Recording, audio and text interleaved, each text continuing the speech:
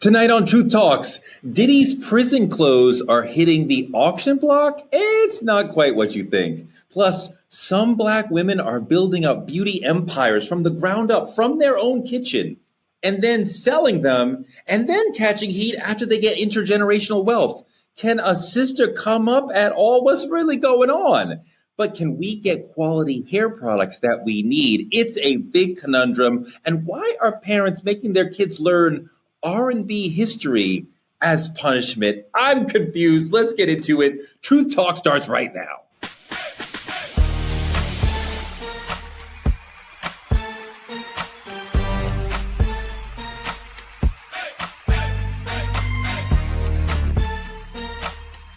Are y'all ready to roll? Let's go. The crew is all here. You know her, you love her. Dr. Cheyenne Bryant, how are you, my sister? I'm doing amazing, Torrey. Feeling good about you today. So you'll be all right. Our special co-host this week, you've seen her on CNN, you've seen her on ABC Live, you've seen her in courtrooms across America. She's a civil rights attorney and a media powerhouse. Ariva Martin is back with us. Welcome. Oh boy, this is going to be a great show. So many topics that are hitting so close to home for me today. So we're about to have some fun on Truth Talks. Ariva, I went to 7-Eleven last night and this kid was sitting outside and he asked me to buy him a malt liquor because the store had banned him from buying even more malt liquor. And I said, sure. And we started talking. And now Dimitri Wiley is on the show. Welcome, Dimitri Wiley. I seen all of that coming. Oh, I hate you so bad. But it's a pleasure to be here. Dimitri, call me if you need some representation. I got please, you. Please, let's get him locked up. Defamation to me, possibly. Thank you. We'll see. Thank you. So look, let's go to our first topic in trending topics. Diddy's on trial for racketeering, but someone's paying big for his prison clothes? Really? You can't get the ones he's wearing now unless you go into the jail that he's in. But Diddy's prison costume from the fantastic 2001 film Monsters Ball recently went up for auction. The film was Diddy's second major film role. And in the film, which was very powerful, he plays a condemned man on death row. So we get to see him be marched to the death chamber. Dimitri, who would buy this? Do you think it's insensitive to auction that off right now while he may be about to get real prison clothes for a long time? First off, the irony is killing me right now. The idea that it's actually quite hilarious. I cannot make that up. But the problem is our generation, not even generation, our culture. Our culture is so quick to create merchandise out of pop culture. Like we turn anything into merchandise before we even lived it. We're finished living it in reality. Like it's insane. But I think that's just our generation's narrative for monetary gain, like how fast we fight for monetary gain. There's people who are going to pay a top dollar for these things. We've seen it with Michael Jackson. We've seen it with Kobe Bryant. You've seen it all over the place. And it'll continue. Ariva, does it sound kind of weird for people to want memorabilia of somebody, let's say somebody who has been indicted on something very serious? Obviously, very serious charges, Torrey, and we don't want to make light of it. But as Dimitri said, the irony is not lost on any of us. The fragility of fame and fortune.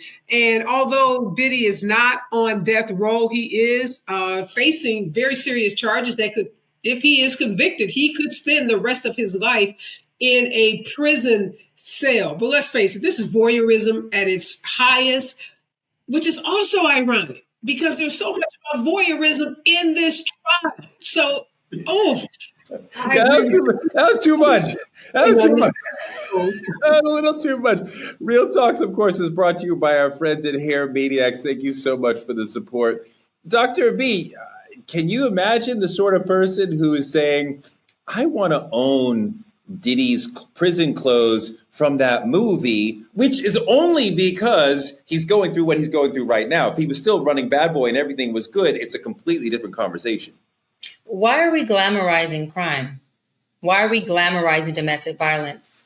Why are we glamorizing not Bad Boy, the record label, but the bad boy? Why is it that our community finds so much positivity in the criminal, in the bad guy, right? I think that's a problem. No, I wouldn't want to purchase something that represents something that P. Diddy has already done.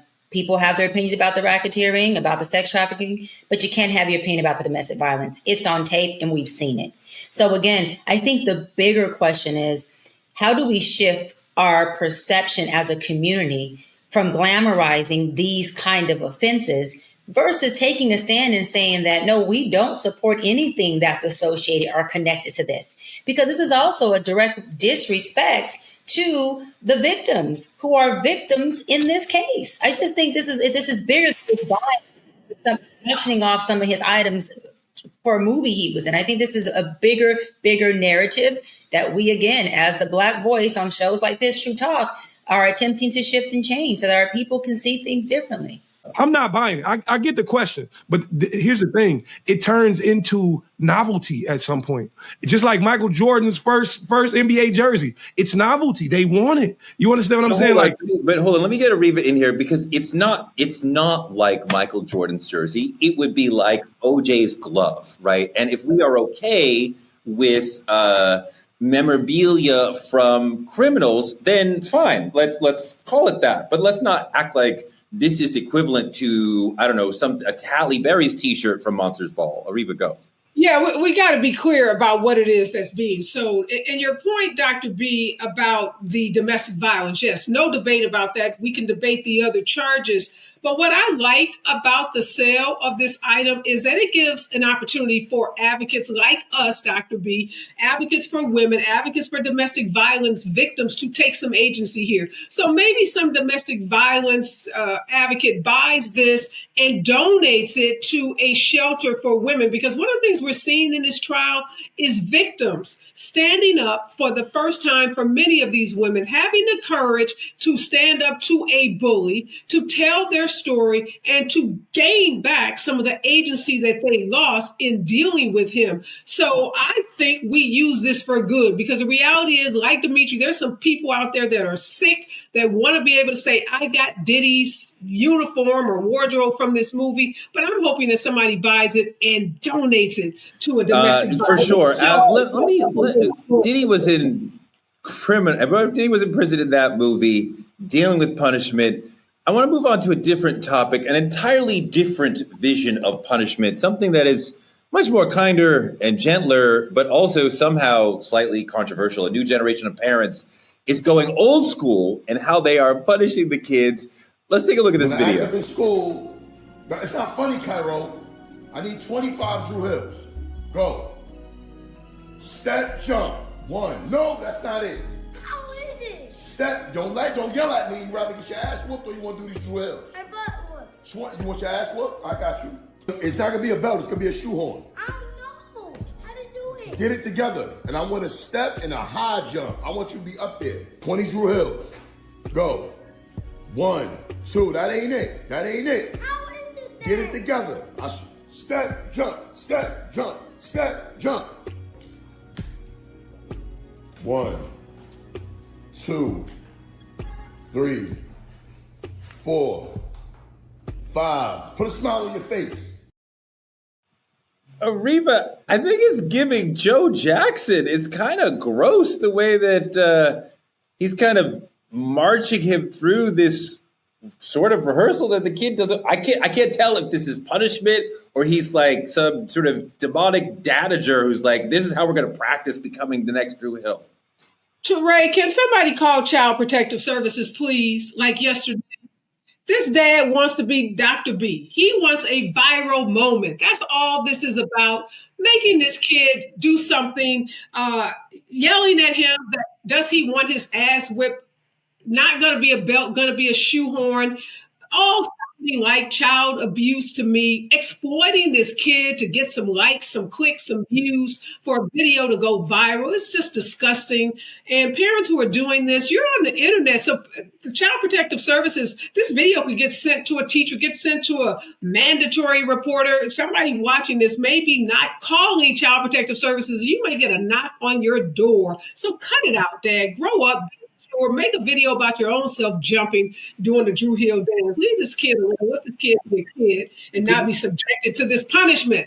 Dimitri, you got a 10-year-old I totally agree with Ariva. The threat at all, the threat of using a very hard shoehorn on the child. And you know what really made me cringe? When he told the kid, "You better smile." Like, so I have to pretend to like this as you are antagonizing me. I don't know, Dimitri. What do you think? For me, I'm not a, I'm not this parent. Like I can't be this parent. I can't do it for viral sensations, and I don't do it for TikTok. That's just me personally. That's parenting should never coexist with what you want with viral sensations on the internet. For me, I think about it. I think about the idea in Black culture.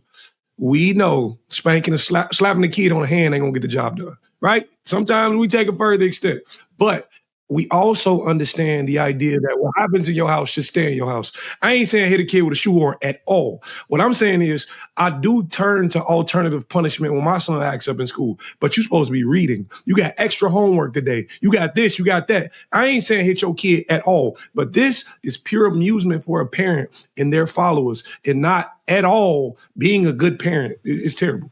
Yeah, Doc, this makes me super uncomfortable. And like, yes, everybody has addressed that this is for clicks, but putting aside that, I imagine this is probably the way he talks to the child on the regular. So I'm very uncomfortable with that and like looping in. The Drew Hill part seems like an excuse to get on the kid. Yeah, I agree. I think that's the nature of him and his son's relationship. But I can say this, just being in my field for 17 years, I didn't see any fear or discomfort in the kid. It seemed like they kind of role played this before. The kid knew to kind of say, I want a whooping. And so I understand it looks bad and sounds bad, and it is bad to exploit your child for clicks. But I can say, just from observation, as being in my field for this long, that kid wasn't afraid of that father. That kid was going along with this role play they're doing. And I'm not saying it's okay to pray, because I'm into hold on. If they are role playing, as you're saying, which I think you're probably right, they are putting on the internet a video where the kid is seemingly consenting to getting his ass beat. Like, there you go. Now that's the bigger problem I was getting into. I was going to say the role play part and having this parent-son relationship that they can play and be cool, and there's a safe space because it's aware this kid is not in fear for his life in this video. But the narrative, again, that we keep putting out to our Black community at the hands of our Black families is not the representation of Black families, at least not most of them.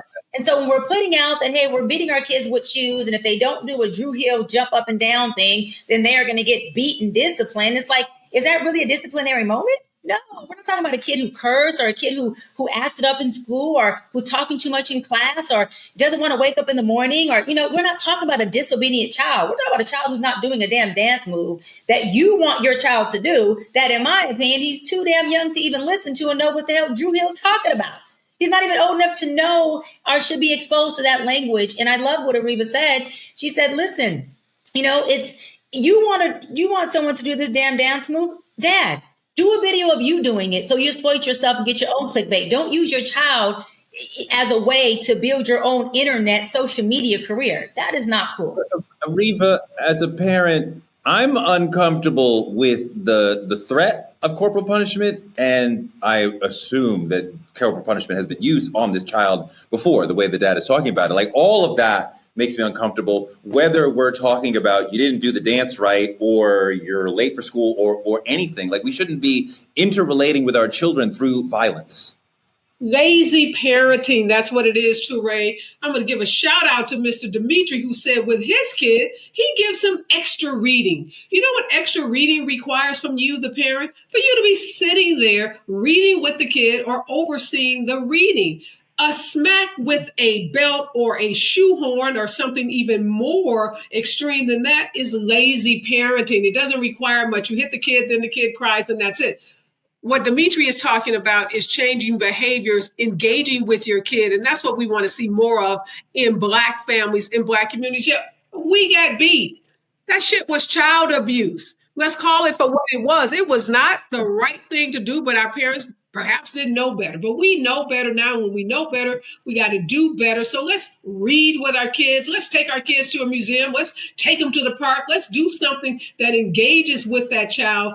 and stop using corporal punishment because it doesn't help the kid. They're going to end up in Dr. B's office talking about the trauma that they experienced as children that carries over into adulthood.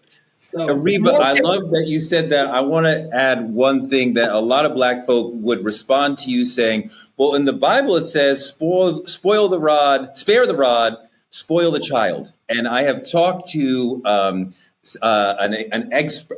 academic expert on this issue who's saying, we are completely misunderstanding what that means. The rod was something that an elder would have to represent that they have wisdom. And you would never strike another person with that rod. So what they were actually saying is if you don't share knowledge and wisdom with children, then you will lose them. Then we will ruin them. Then we will not do the best we can for them. This is coming from another language, right? So we can't have a literal translation, but the Bible is saying share knowledge with children. It is not saying you got to hit them.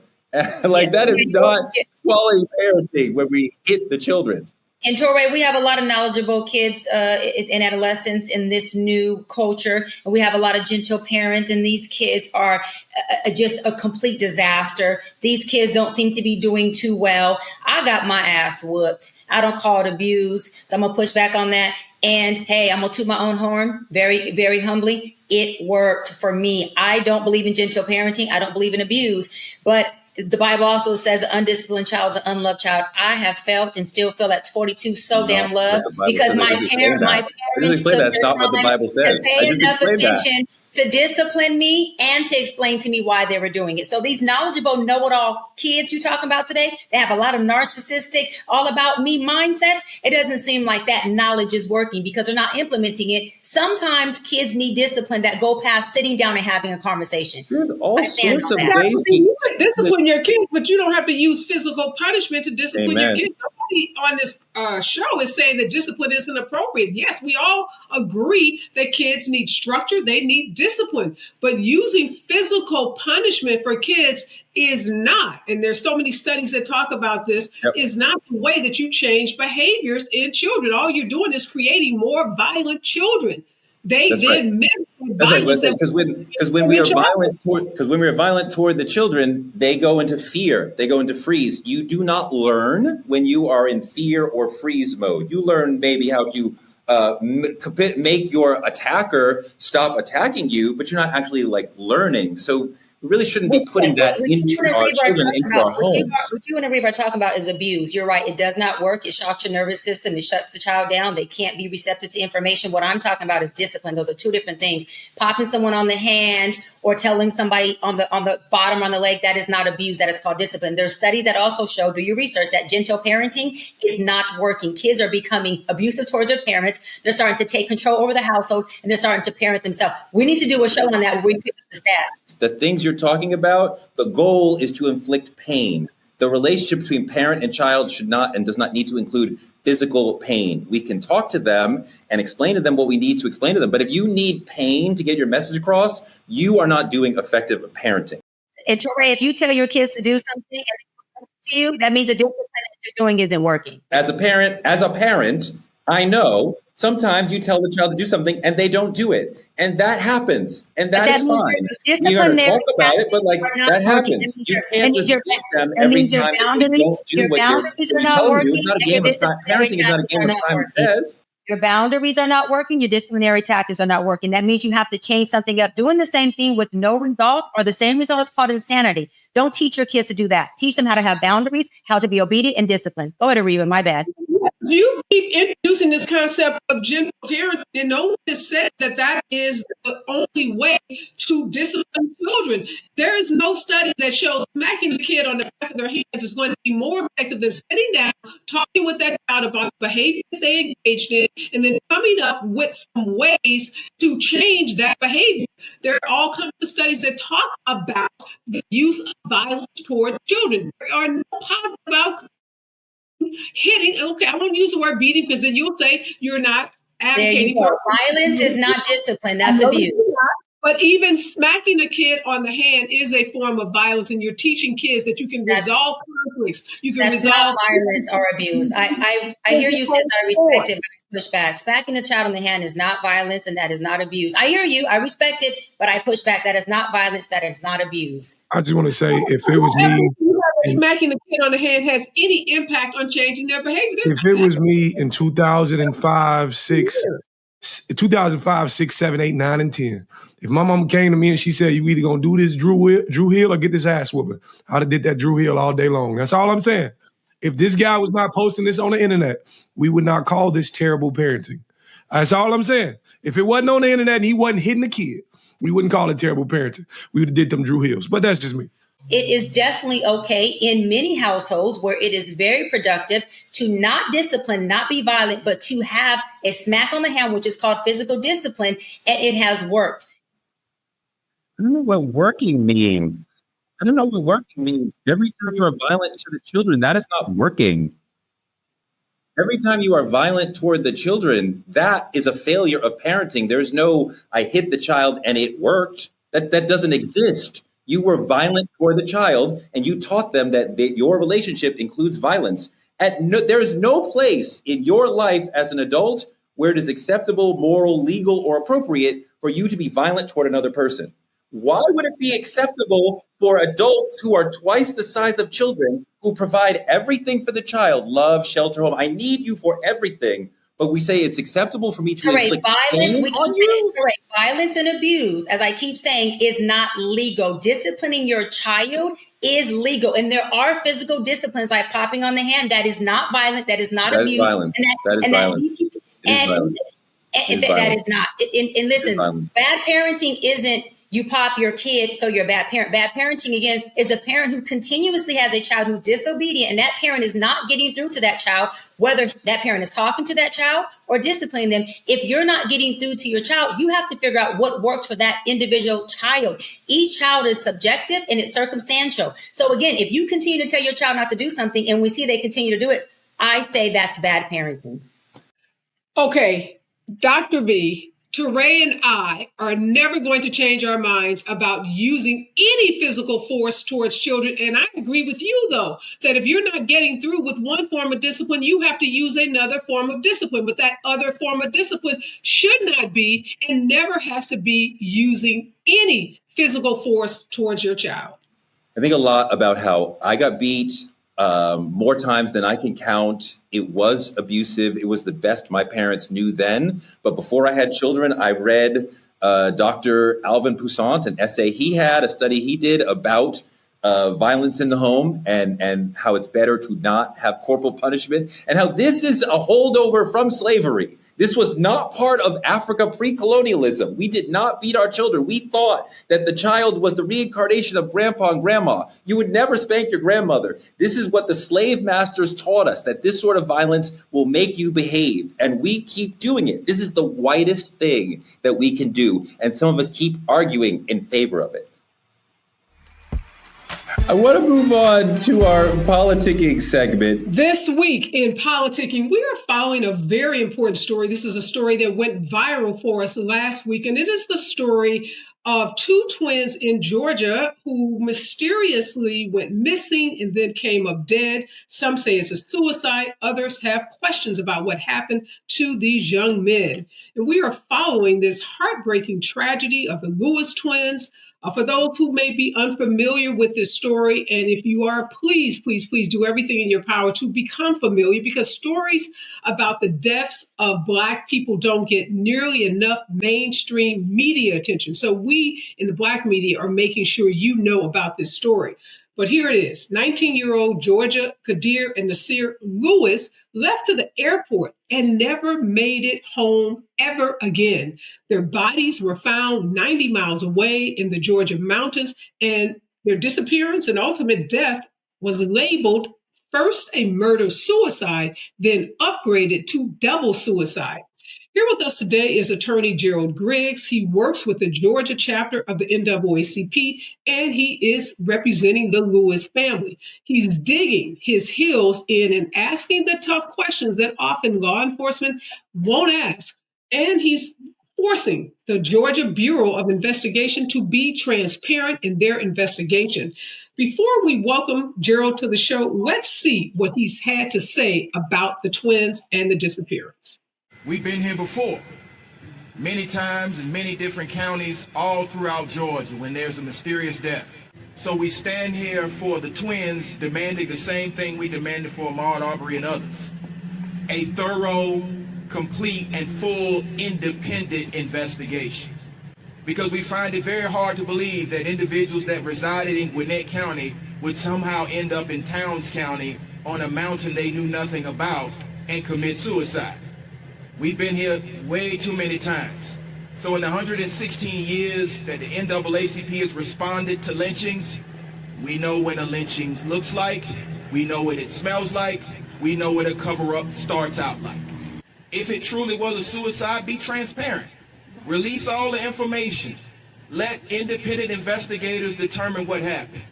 But if it's a cover-up, keep covering up, because the eyes of the world are on this case. We are so honored today to welcome famed civil rights attorney and president of the Georgia NAACP, Gerald Griggs, to the show.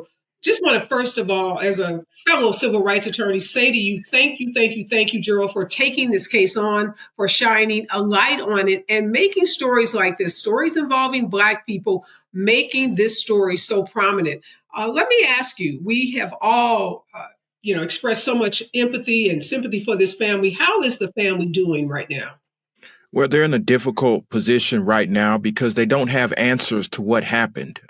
The GBI is not being as transparent as it should be. And that's why we at the Georgia NAACP through the Gwinnett County branch are pushing for them to release the entire case file, because we don't believe that this was simply a double suicide. These two young men were born and raised in Gwinnett County and Lawrenceville and found themselves up in Towns County on a mountain that is locked, dead from apparent gunshot wounds. And we find it very difficult to believe that these 19-year-olds, one of which who had a flight booked to go to Boston, would simply just leave that flight and go directly up to the mountains to shoot himself.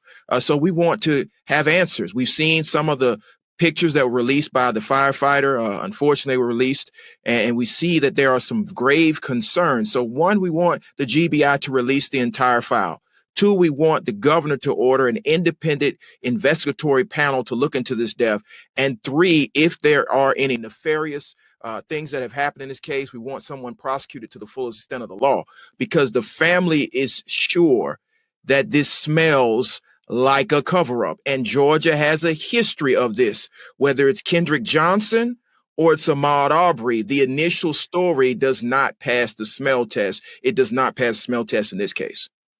And we know, Gerald, you've been involved with high-profile cases like the Ahmaud Arbery case and others. Why is it, though, that it takes so much, such a Herculean effort to get the media to focus on these cases when the victims in this case are Black people? Well, the media doesn't focus on Black people when we need help. And so that's why it's incumbent upon platforms like this, Black media, to push the narrative. We have to look no further than Emmett Till. It took Black people exposing that atrocity to get the attention of the world. And so we must do it in this case. Back to what we saw in Scintilla Shores, that initial story was he was a burglar. It wasn't until the entire world saw the video that we started to get the truth. So in this particular case, we find it very difficult to believe that two 19-year-olds would travel 90 miles to a remote mountain in Towns County, the Pine Mountain in Hiawassee, where they've never been before, behind the locked gate, and execute themselves. That does not pass the smell test. So to answer your question, the media sometimes is not concerned enough about the loss of Black life. And that's why it's incumbent upon the Black community to show that concern. And we know Dimitri said on the show before that when it is a mysterious Black death, we rarely get justice. We get stories, we get cover-ups. And so oftentimes it's the family having to hire a private attorney like you. It's the NAACP and it's private investigators that do that work to uncover what actually happened. Can you tell us in this case, Is there a private investigator working with your firm or with the NAACP or the family to try to get to some of the details that are important to this case? So, yes, we have our legal redress committee that's already investigating this case with other lawyers and investigators, but we need the investigatory file. And many times that's the holdup. When you have government entities that go ahead and rule something a double suicide, but then don't release the information so that we can do a thorough investigation.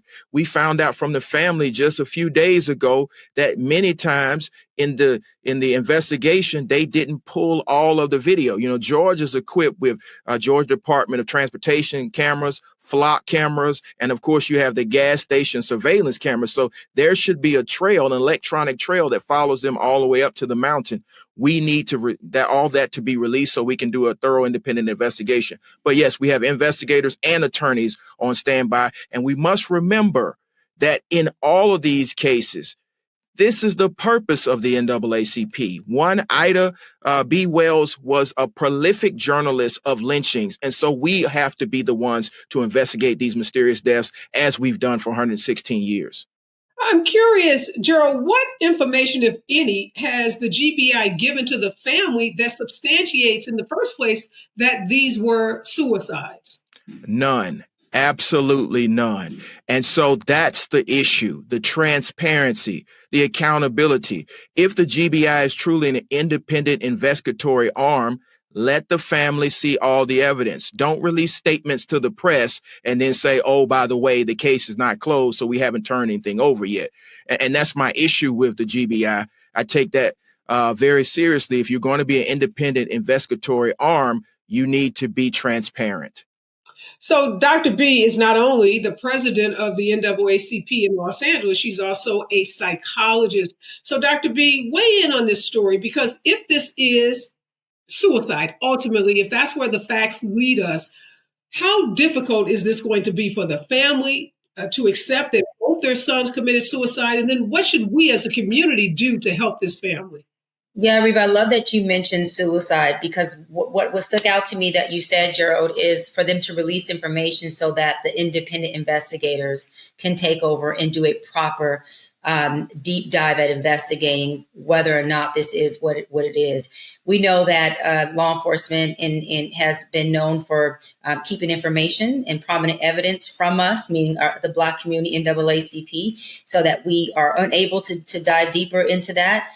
But to answer your question, Ariva, suicide is something that is again, it affects everyone, not just the folks who unfortunately take their life, but it affects the families long term. But then what we all tend to forget is that in addition to the families being affected, there is a community that look like us on here that do and are affected by every time somebody in our Black community commits suicide. We are all affected. It affects all of us as a community. It also puts all of us, I talk about secondary trauma all the time. It puts us in a place of having to experience and hear and see and be a part of secondary trauma. The third thing is called learned behavior.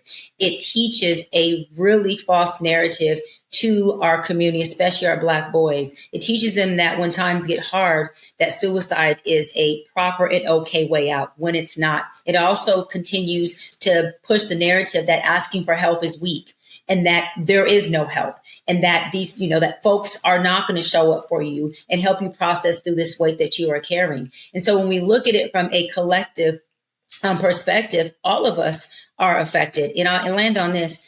Suicide used to be a white thing, and I am at no way condoning suicide, because mental health is a human right. It's not a race right, it's a human right.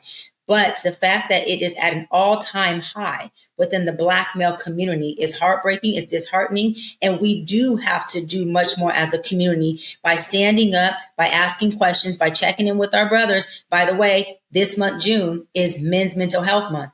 Why are we not bringing more awareness to Men's Mental Health Month? Why are we not making sure we're checking in with folks, especially our Black men, and saying, bro, are you okay? Do you need anything? What resources do you need? And really quick, when someone says they're not okay and we see the signs, when someone says they are okay and we see the signs that they're not, it is our responsibility as parents, as loved ones, and as community leaders to take that extra step to say, you don't seem to be all right.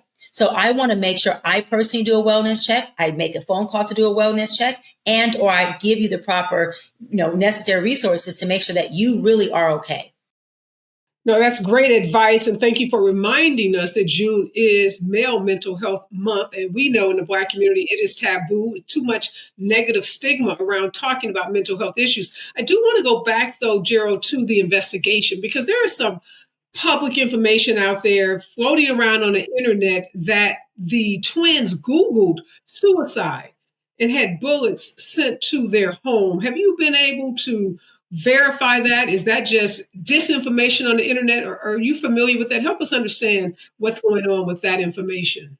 And so that's what I mean by the GBI not being transparent. You release press statements with some of the evidence, but don't release all of the evidence. And so, yes, it is in fact true based on their investigation that there was some indication that there was web traffic on searching for suicide and bullets. But they also didn't talk about that one of the twins had booked a flight to Boston to be with his girlfriend, was looking forward to that outing. So my question is, if you're using this particular evidence to substantiate your conclusion, why not release all the evidence so that independent investigators can get to the bottom of what actually happened? Don't smear the victim and not release the evidence. And Dimitri, I want to ask you, you're not 19, but you're closer to that age than the rest of us. How does this hit for you when you hear a story like this?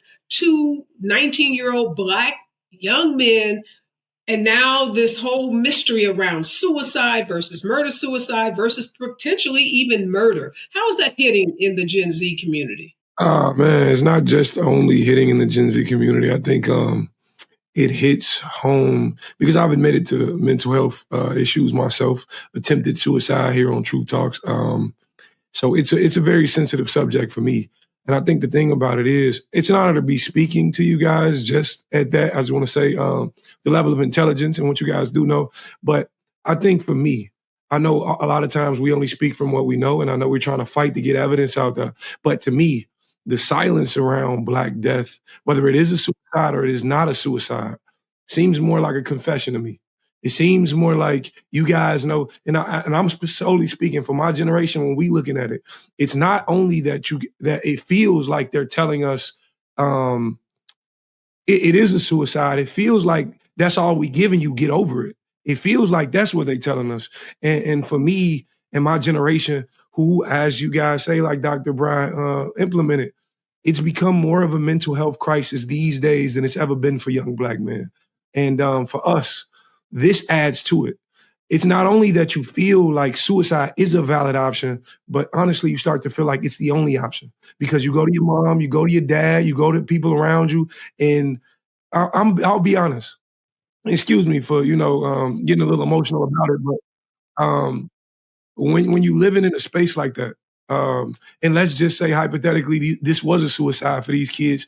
That's not to my belief, but if we speaking on suicide, when you living in a space like that, even the slightest no can push you over the edge. Even the slightest, the slightest turn of what you needed. You may have just needed a hug, and not having that at that moment would push you towards that. And I'm solely speaking that because I'm hosting a few mental health events for young men here in Chicago. It's super, super personal to me. And this specific topic hits home.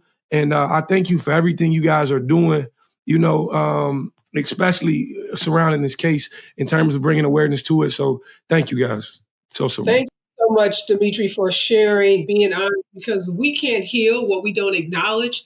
And acknowledging that mental health issues exist in our community is definitely the first step towards healing.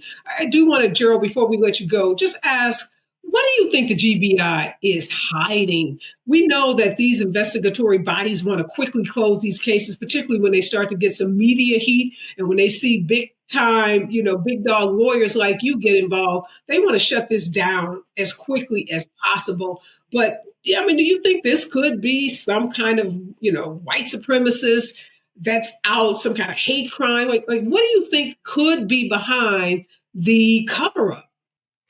Not sure. And that's one of the main questions we want answered, because we do know there's a heightened climate of racial insecurity in this country, but particularly in this state, especially in that particular region of the state. And so we just want to make sure that there was no involvement of any of the known hate groups that are in this state, of the known white supremacist groups in this state, that there's no indication as any racial animus or attack that happened. You can't just close the book and say, oh, it was a double suicide, when y'all thought it was a murder suicide from the very beginning. And so it's a lot of unanswered questions, which transparency from the GBI and an independent investigation can dispel. But Georgia has a long history of trying to sweep things under the rug. And we at the Georgia NAACP say, not on our watch, be transparent, release the entire file, and let the independent investigator determine what happened. So, Gerald, obviously, we don't have any more information than what has been provided from the GBI and what we've heard from you. But if this is a murder, walk us through what happens next. What happens next is it should go to the district attorney's office up there in Towns County in the judicial circuit there. And there should be another thorough investigation and a presentment to the grand jury, an indictment and a trial. But our hope right now is that we don't have to escalate this any further, because Georgia does have a mechanism where private citizens can bring forth a judicial investigation through a warrant application hearing. That's why we need the evidence, because, again, we only trust law enforcement as far as we can verify. And in this particular case, after 20 years of practicing law, I find it very difficult to believe that two 19-year-olds who know nothing about Pine Mountain would drive up a dark, winding road through a gate up to the mountains and kill themselves in a way where their bodies were placed in a way that the family believes was a sacrifice. And so there are a lot of facts that are starting to come out. Namely, both of them weren't the best of drivers. They get lost with directions and all these things, typically don't drive that far, and already had plans to go to Boston. So there are some serious concerns about what may or may not have happened. And that's why the family is pushing through the NAACP and all of their supporters for the GBI to be transparent. And the message to the GBI is this: if you have nothing to hide, why would you conclude the case as a double suicide but not release the file? Yeah. Well, I can tell you with 100% certainty, we are feeling so much better having had this conversation with you, Gerald. This is a difficult case. It's a difficult case for our community, for our young people. But knowing that the NAACP of Georgia is on the case, knowing that you are on the case, give us hope that we are going to get to the bottom of this. We're going to find out what happened to these two young men. We're going to hold anyone accountable that had anything to do with the deaths of these two young men. We are going to stay on this story. It's an important story for our community. It's an important story for this show. But tell us, Gerald, before we let you go, what can we do? Is there a GoFundMe account? Is there a letter writing campaign? Are there calls that we need to make to the GBI? What can we do as a community to support you and to support this family? All of those things. The family has set up a GoFundMe to support this case. The NAACP is calling on everybody concerned, both in the state of Georgia and outside, to put pressure on the GBI to be transparent and release the file.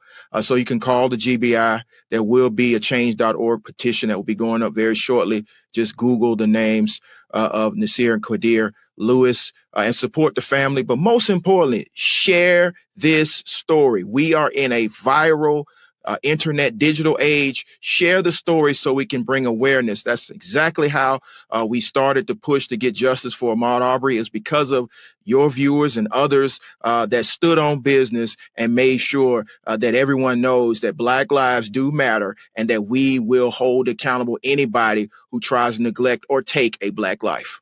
Gerald, before we let you go, I want to ask you what is going on with this family. We know that these cases can have a devastating impact on their mental health, on their physical health. So talk to us about what's going on with the family. It's definitely a very trying time for the family. The father has had 5 strokes. And because of this particular case and the concern and the pain and the hurt, I think a lot of people miss the impact of what something like this does to a family, especially a close-knit family like the Lewis family. Other family members are dealing with other serious medical conditions. So we're hopeful that we can provide assistance to get them through this trying time and also take care of their health. But it's definitely a trying time for the family.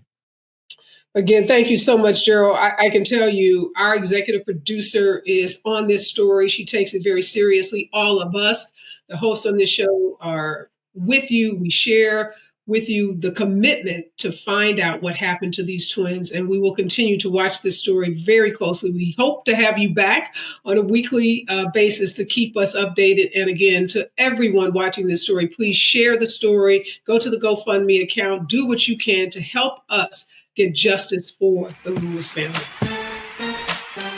That is the conversation we're having in the community. But I want to move on to another conversation that we're having in the community in Real Talk. We all love Black girl magic. But what happens when that magic leaves your hair dry and breaking? A lot of Black women have found that historically Black hair brands are selling out and then leaving them behind. So the companies like Carol's Daughter and Shea Moisture, which were built by Black people to serve Black people and did that very well, find that the founders sell their companies, take home a bag that can change their children's lives, maybe their grandchildren's lives.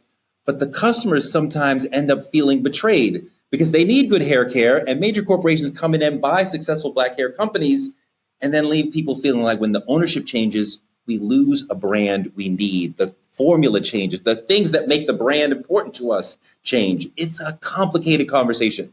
I interviewed Lisa Price, who started and ran my favorite hair care brand, Carol's Daughter. And when she sold the company to L'Oreal, she felt some hating. At first, she was ashamed, but then she pushed back. Roll that clip.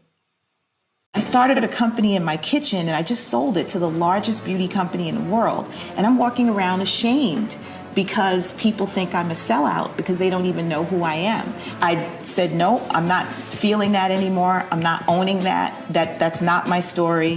When I got back to New York after that weekend, we started educating people as best we could because I felt like as Black people, we're accustomed to being stolen and taken from and used. So I changed the narrative. Ariva, you've seen this journey as yourself, growing up, dealing with your hair and then being a parent. Now your daughters are grown up, but like you've dealt with this in multiple ways. So how's that Black hair care journey for you? Well, first of all, was that some shade, Touré, about my hair? No, your hair looks amazing. No, but just every Black person, especially Black women, like, you know, you find your brand, you find your style, you find your, like, everybody, no, your hair looks amazing. Are you kidding? It was a joke, bro. It was a joke. The best looking hair on the show. Oh, look at that love bombing, Dr. B. Okay. I love Get him, Marina, get him. I love this topic. And I had an opportunity to see the founder, Lisa Price, at a recent conference and talk about, as you know, Touré, she's bought her company back. So that's a really amazing thing if people didn't know that. But look, here's the deal. It is the double standard that Black women are always faced with.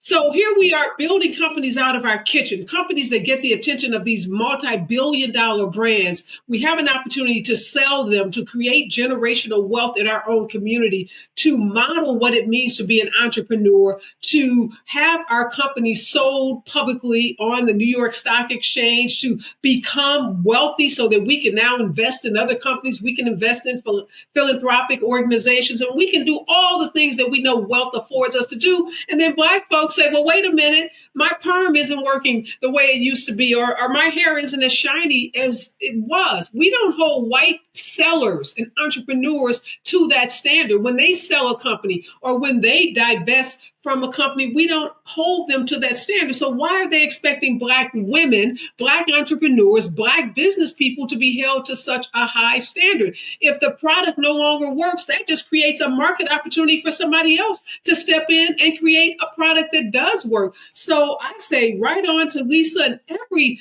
Black woman entrepreneur out there that's building a business, selling that business if they choose to sell it, or keeping it if they choose to keep it. But give us the same options and opportunities as every other entrepreneur is given. given I in the want you to go a little deeper on that because you owned and operated a very well-known law firm, and lots of people were like, "Wow, that is so inspiring that this sister owns and runs this law firm, and maybe I can do that one day." I'm sure you've advised people in this space era. So there's Ariva who owns this thing and is an inspiration and a beacon to adults and children. But then you want to change your family's life, your grandchildren's life, and you want to sell the thing and realize the value. Both things are valid choices, but like there is a value to the community in being seen as owning something. Oh, I totally agree with you. And there is a value in creating those intergenerational businesses and passing down a business, whether it's a law firm, a bank, or a hair care company. But we're acting as if these women who sell these companies go off and, sell to the south of France and are never heard of. These are entrepreneurs. So they may sell that business, but more often than not, they are creating other businesses. And all I'm saying is give us an opportunity to do the same things that other entrepreneurs are doing. And most of these folks, I can't speak for every last one of them. I can speak for myself as an entrepreneur and a business owner and so many others. We are thinking always of our community, and we're always thinking of how we continue to create value for our community. And trust me, if we can get $1 billion sale of a company, that just allows us to create more opportunities for more entrepreneurs to invest, because we know Black founders are less than 1% of all recipients of venture capital funds. But if I sell a business for $1 billion, guess what, Teray? Now I got money that I can invest in hundreds and hundreds of other Black entrepreneurs. For sure, there's very, very few Black companies that have exited at a billion, right? We would love to see that, but that is a very, very hard standard to reach. But Dimitri, she makes a great point. The counselor makes a great point about women and what the lens that's being put on them for selling. Is it the same, do you think, for men, Black men who create companies and then sell them? Is there the same sort of, sort of feeling about like, yay, we take so much inspiration from you owning it, and thus we're so hurt when you sell it? I don't think it's the same standard for men and women. Just based on how our culture looks at it, we are always a lot harder on women when women want to be entrepreneurs and they do the correct entrepreneurial thing. It's actually quite amazing to me that we're this way. Maybe it's probably because men pay less attention to the actual ownership. Like we support things and we don't care who owns it. We don't know who owns it. But the thing about it is, I think what's interesting to note about this whole thing to me, because I'm with Ms. Martin for sure. I think sell it where you can, because that's the point of being an entrepreneur. It's to create income, generational wealth for the family and everybody under you. But the interesting point to me is that more than likely, the same people yelling she's a sellout, the same people yelling you shouldn't have sold it, were probably not supporting the business anyway.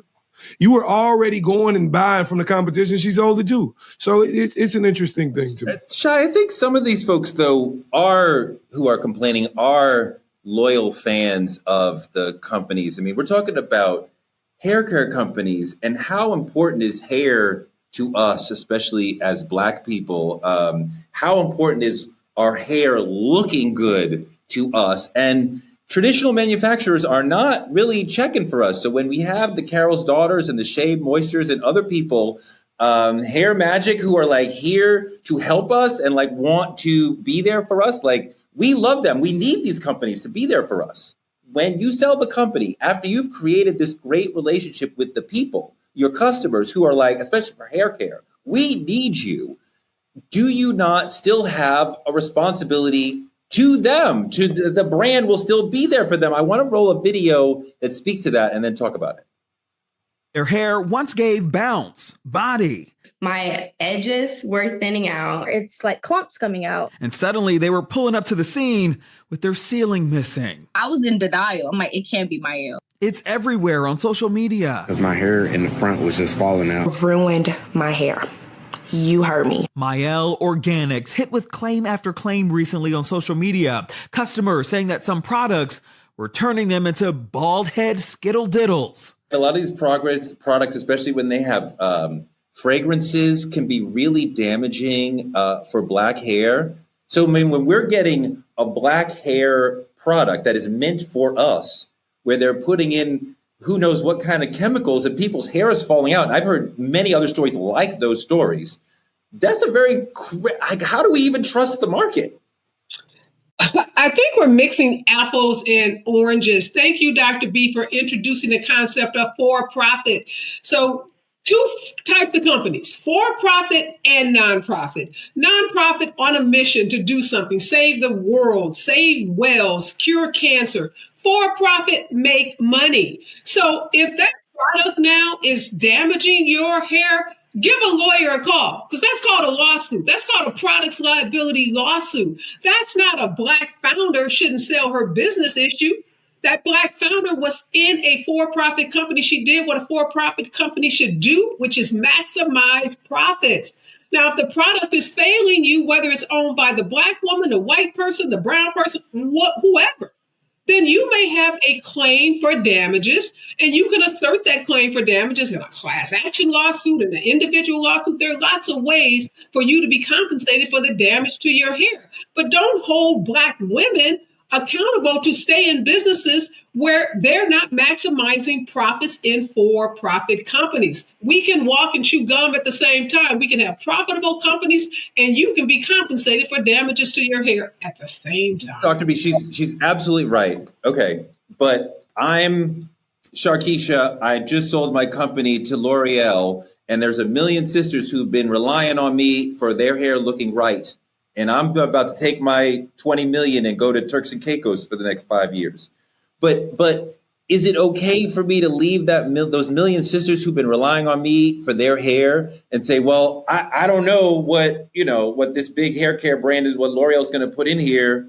Good luck. I'm out. Is that okay? Well, this is the thing, right? Once L'Oreal purchases that business, that is L'Oreal's responsibility. That is no longer my responsibility. Now, me as a business owner, I would have put out a disclaimer that says, hey, all of my fans, my followers, my consumers, thank you so much for supporting me when I did own such and such, but I have recently sold it. And so they are taking over. And I just want to do that because I love y'all, but I will be building more businesses and more products just for you ladies, because I know we are a community here. And I would have went onto that brand disclaimer of a video because I want to be able to keep my audience, because I'm going to build more businesses. That would be a business for me. But I do believe that once it's sold, like once I buy my Bentley off the car lot, is mine. I'm not going to go back and say, hey, by the way, guess what? Unless they say there's been a defect, or hey, we found that in the year of 2010 there's an auto defect. But L'Oreal owns it. That's why contracts. We have attorney on it. That's why contracts and agreements are made, Torre, so that we know the person who owns it is responsible for what comes next. But I do want to input this. Yes, as an owner who previously owned it, this is just me personally, because I love my community. I love my clients and my consumers. I would have said previously, I'm selling it. Love y'all. Thank you for the support. This person is owning it now. Go on and do that over there. But your example calls itself out. If you buy a Tesla and something goes wrong with the Tesla and it's their fault, you didn't get into an accident, you can go back to Tesla and they'll fix it. They may even call you or email you and say, something's wrong with the car, bring it back, we'll fix it, right? Everybody does that. So if I buy Carol's daughter and my hair falls out, that's not like caveat emptor, right? That's your problem, right? Like that is, I would go back to the company and be like, I've been trusting you. I mean, my God, if Carol's daughter, after all these years, I've been rocking with Carol's daughter for like 25 years and it's fantastic. And I've tried others. It is the best for me. And like, if my hair suddenly started to fall out, like I would find Lisa wherever she, and I'm like, how did this change? What happened? We were doing so well. And I would think, and I mean, a lot of times, Ariva, they do make a provision, like the sister will sell the company and then become the chairman emeritus or the CEO or whatever. So she stays working in the company and even collecting a salary. So she stays part of the brand, right? Is she not incentivized to want the brand to still serve the customer, even though she doesn't own the brand anymore? I think she does. And I think to the point that Dr. B is making, that the best owner that sells may be able to do is to tell their audience, to tell their clients that they are moving on. And in your example, sometimes they do stay on with the bigger company. They get a position as CEO or product manager or some position. And many of them will try to keep the product, the fidelity of the product in place. But again, big business steps in. So if L'Oreal says to Lisa, yeah, you were using this product, but for financial reasons, we are going to change this formula. Lisa may be limited in her ability to force L'Oreal to use the same products that she was using. And that's why I think Lisa and some of these other folks end up buying their company back. Maybe they don't like the way the big company has changed their brand. But again, putting all this on the backs of Black women, where's their incentives for us to go out and build big companies if we can never sell that company out of fear of being called a sellout? Again, not a standard that Black men are held to, not a standard that white folks are held to.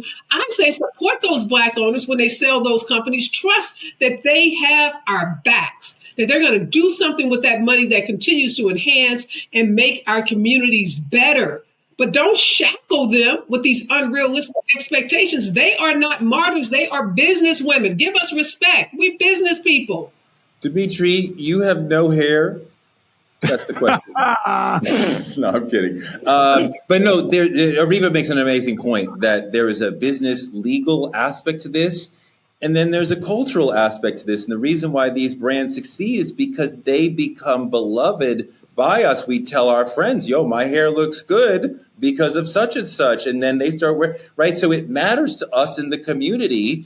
I started using Carol's Daughter because I saw an ad that said Will Smith and Jada Pinkett Smith had invested in the brand. And I'm like, well, Jada must know. I can't take a better recommendation on it than Jada, at least Jada then. This is way before Chris Rock, Dimitri. But talk about that problem for a founder that we create this deep relationship with the Black community, but then there's this legal and business aspect of like, but I'm here to sell. Yeah, it's absolutely a double standard that only our culture enforces on entrepreneurs.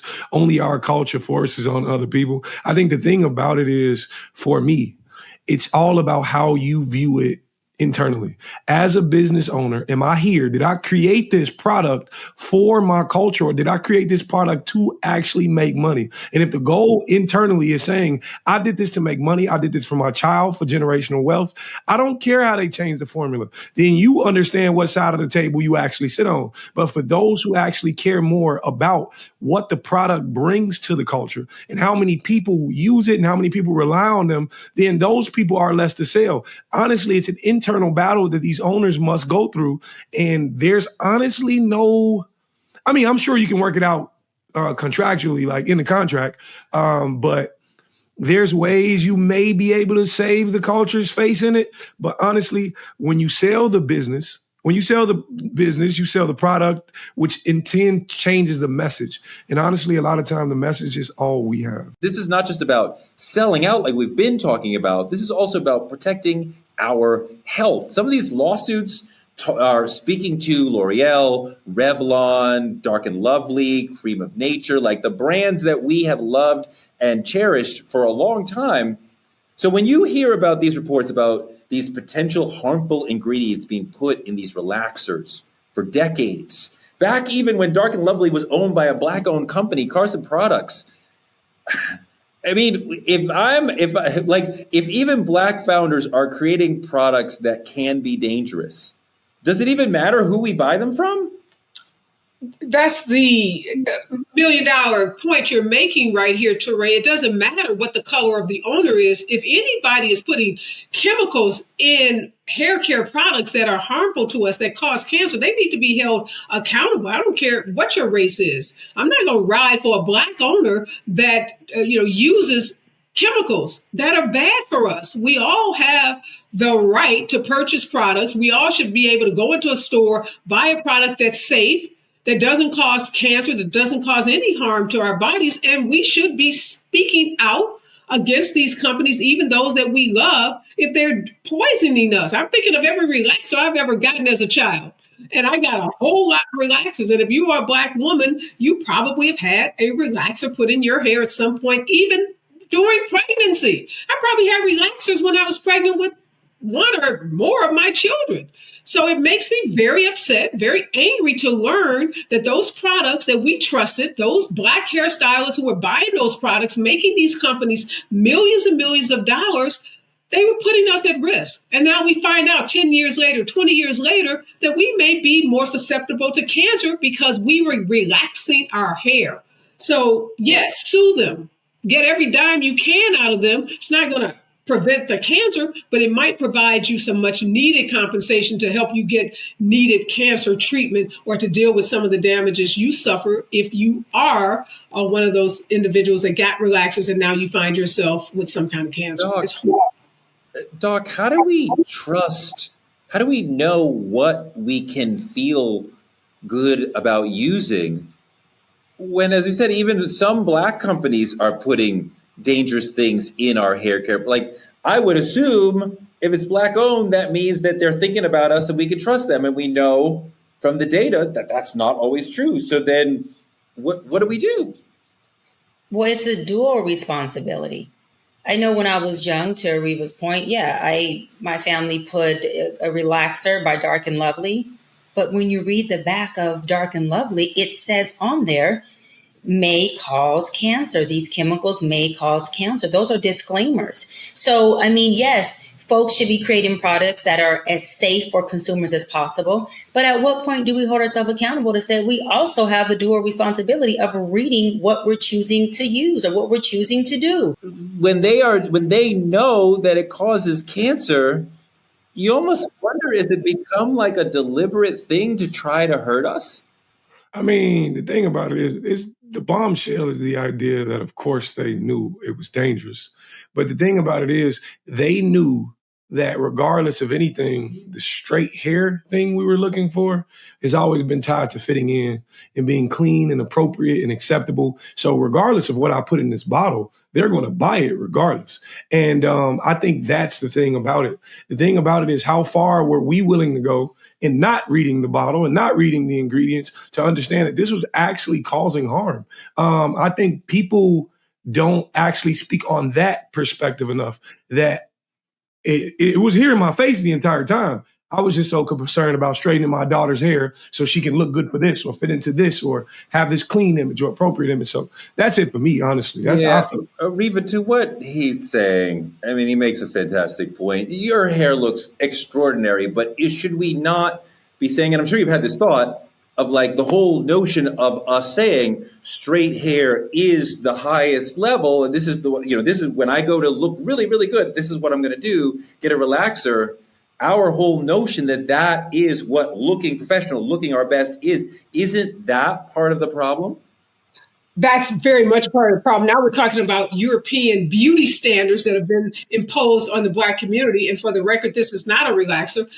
This is what we used to call a press and curl, and now we call a straight iron. I don't know what we call it today, but it's not a relaxer. But I want to push back on something Dr. B said and about the labels. So yes, there are warning labels that are on these products, but they're very, very misleading. So at the same time, there may be in very, very fine print on the back of a product, something about it causing cancer. We're also getting bombarded with ads in the media, on television, on the internet, on social media about these products and the safety of these products. So I'm not going to let these companies off the hook because they put something in the smallest print ever on the back of the product about cancer. The reality is they're telling us that these products are safe. They told our parents they were safe because my mama wouldn't have put a perm on my head if she knew that it possibly would cause me cancer. I mean, I feel like in America, if I go into a store, I should be able to trust that the things in the store are safe for me. I shouldn't have to do a PhD level research and become a scientist to know all the chemicals to understand, like, oh, this actually isn't safe for me. Yes, I believe that companies have a responsibility to give me products that won't harm my body. And I think the legal system, Ariva would say, completely stands up for that, because if I use the shampoo or the conditioner and my hair falls out and my scalp is damaged, I can sue them and they will probably end up having to pay me. So we have determined that absolutely the companies have a responsibility to be good to us, but we are surely feeding into the whole thing by, as Ariva pointed out, Eurocentric beauty standards saying that this is what we want our hair to look. I mean, I didn't know that your hair was not relaxed. I think your hair looks fantastic, Ariva. So there was no shade there. There is the opportunity to use natural products and things without fragrance and things without certain chemicals. And there are brands you can buy where you can customize what goes into the bottle, and you can say, okay, I don't want that. So then it is even perhaps safer for you. The thing about this is the larger conversations is self-acceptance. You can put all the natural products in the world you want on the market. But the thing about it is if they are not what I deem worthy, that the world tells me is worthy of acceptability, then I'm not going to buy it. The thing about it is you got the option to do your hair however you choose to. But if the world is shaping you in what you should believe, then that's all that's going to matter. When the world teaches you to hate your roots so they can sell you a product, that's all you're going to do. That's all you're going to know. And a lot of times it starts young. Like your mama was already buying these products, so it was already laid on you. All it did was continue. And I think that matters. We need to push self-acceptance in order to push natural products, because I'm pro Black women doing what they want to do. Baby, and rocking your natural hair is what you feel like you should be doing, I'm clapping for you. That's all I'm saying. Aw, that was so nice. Yeah, your DMs is gonna be all filled after. Come on now. Hey, look, hit me up. Comment 773. No, I'm just kidding. You can't put your phone number on the internet, nigga. What you doing? You crazy. All right. Thank you so much, Ariva, for coming through as a special guest and bringing your legal mind and everything else. We really appreciate it. It's been an honor to spend this time with you. Like, comment, and subscribe on our YouTube channel at Truth Talk Live. Support us by donating to Truth Talks Live or visit our website and become a VIP member of the Truth Lounge. Advertisers and small business owners, we have space for you. You want to advertise on the show? Speak to our 10 million strong viewing audience. Come find us. Go to Truth Talks Live. We'll figure it out. Click on your favorite co-host VIP room. Support Hair Media, and let's build Black media together. Tomorrow night, we're joined again by Ariva Martin to peel back the layers of truth, justice, and what it means to live bold and Black in America. Truth Talks airs weeknights at 8 p.m. EST and 8 p.m. PST. We will be here for you tomorrow.